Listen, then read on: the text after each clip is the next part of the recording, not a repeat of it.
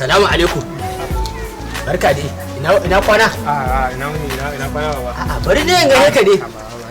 Ya gida? Ya kwana bi kuma? To madalla. Madalla. Gurin mada ka zo zance ne? An kira ma ita? An ce tana zuwa. Bari kira ma ita. Bari ikon Allah.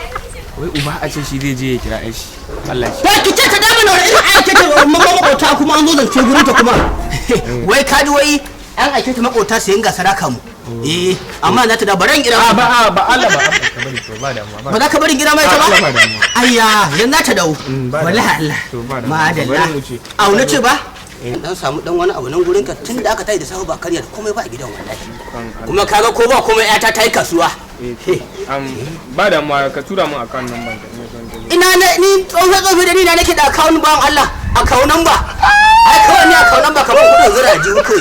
Ba da ma ita zan ba ta muka zo. Za ta damu shi ta da yaro kaga da Allah malam da Allah. Tsaya ma kaga. Baba Allah ba da ma. Ka tsaya da Allah ka bani da Allah. Sai an jima Allah ba da. Ikon Allah. Wannan ya kuma kai ta ban samu. Ai ba za ka zai gina mai ta ba? Ai wannan da ko ba komai ba za a bar shi ba. Alƙur'an.